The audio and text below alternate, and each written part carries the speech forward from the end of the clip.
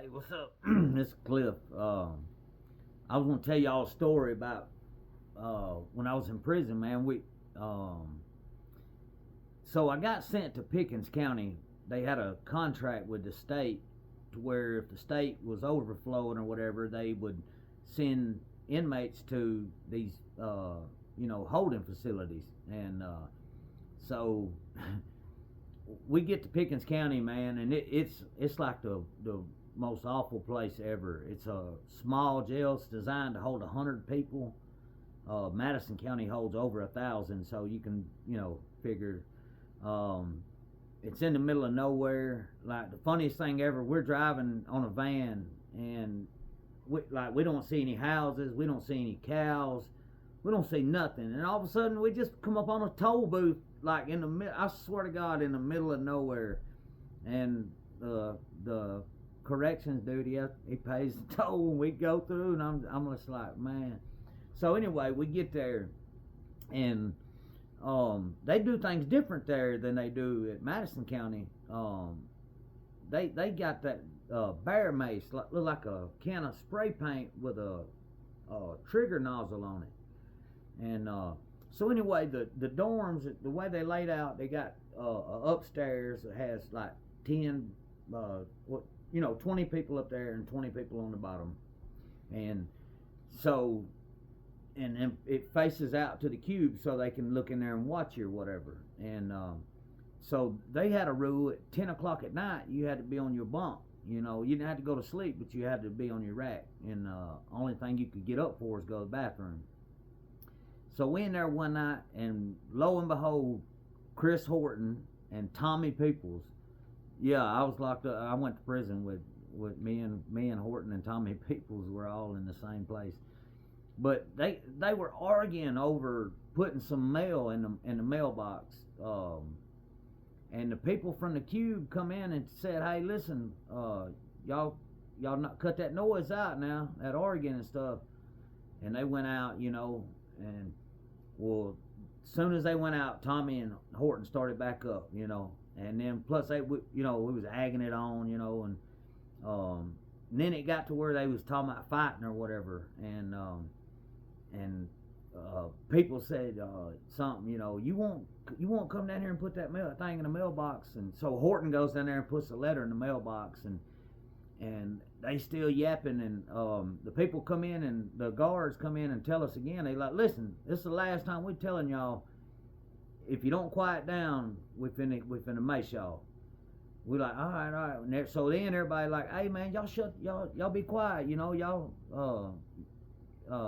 shut up, blah blah blah."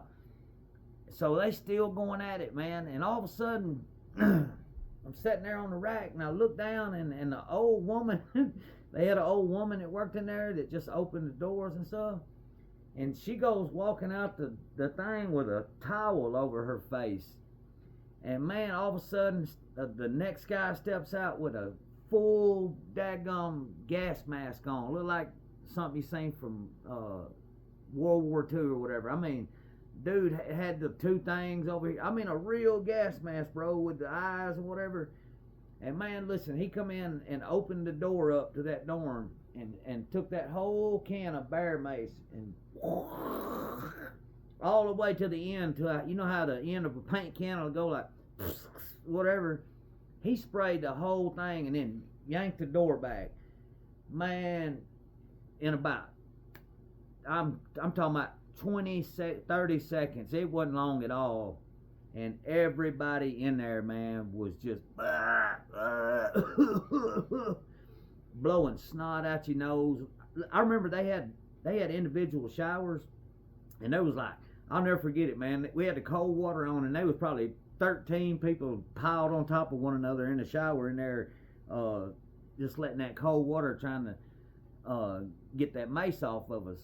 So this is in it's in the summertime, but still, in the summertime at night, especially at 10, 11, 12, 1 o'clock at night, it's kind of cool in summertime. So they come in. Now once they mace you, they got this rule where they got to disinfect the whole dorm, all the clothes, all the sheets, everything's got to be washed and wiped down before we can come back in. So what do? They tell us to strip down naked, butt naked. I'm talking about, if you got a complex, prison ain't the place for you.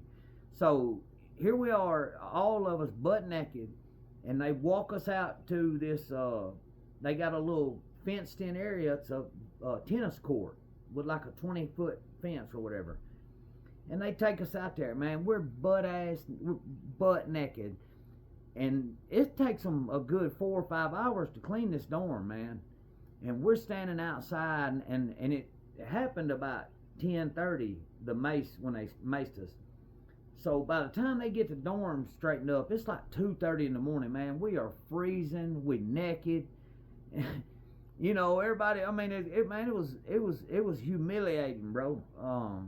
But anyway, we get back in the dorm, and they had thrown away everything. They threw away our legal mail, everything. They threw everything away. They just, and then I got another video I'll do on on an accident.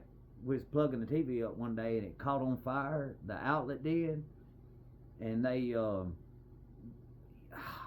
couple of idiots in there. I don't know why, but they started like going burn, burn, you know, or something. So it made the people in the cube think that we did it on purpose, when really we just was plugging the TV up to watch TV.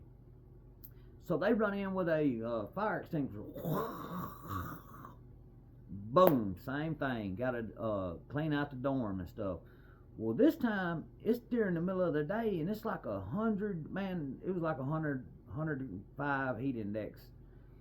And at the time, like, some of us were laying on our bunks, not, you know, minding our own business or whatever, like just in some shorts and because you could, if you were on your rack, you could be in shorts and no shirt. But if you got up, you had to put on your state whites or whatever. And so, you know, some people didn't have no shirt on or nothing, man. And anyway, when they sprayed that fire extinguisher, they took us out into that little tennis court again, and they had this cop. He was a sheriff's officer in that county, Pickens County. Big, humongous black guy, and he was known like throughout the county like a big, like he busted everybody for drugs.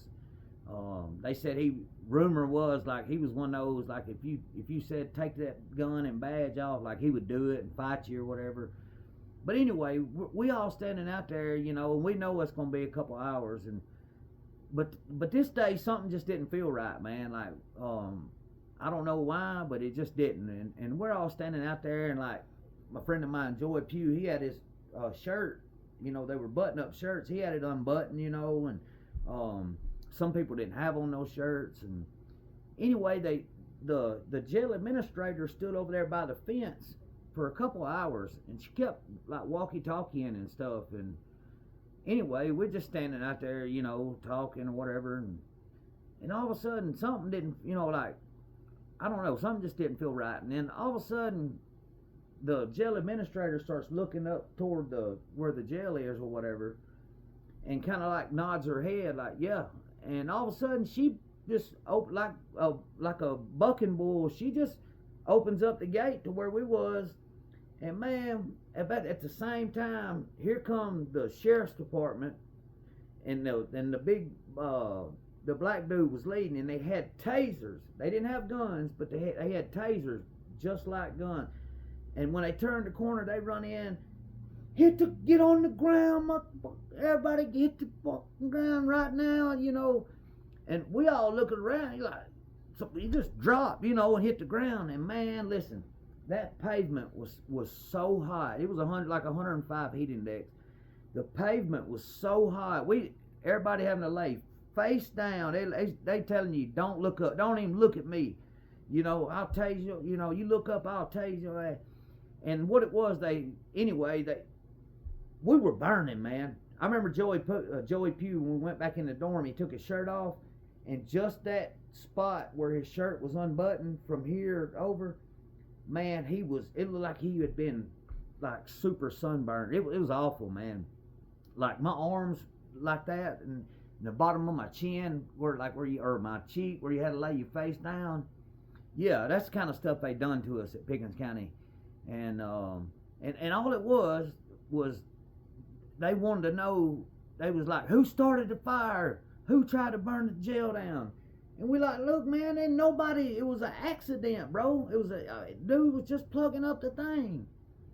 And then so they go and like take us back to the dorm or whatever, and they go and look at the cameras and then realize, yeah, it was just an accident. Dude stuck the plug in the wall and it arced, and he pulled it back and it just started burning, you know. And but yeah, they messed some people up, man. I'm talking about some severe burns on that concrete and stuff, and that's how we ended up getting a lawsuit and getting out of there. But yeah, that's just some of the stuff I went. That's not even. I ain't even made it to Kilby yet. I'm still trying to get.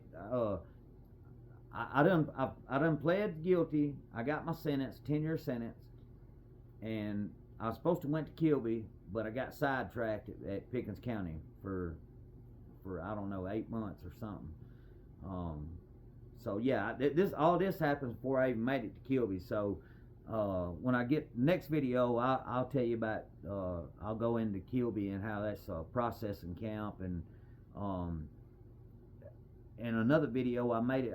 I said that prison is almost like war in a way. No lie, it's like the military.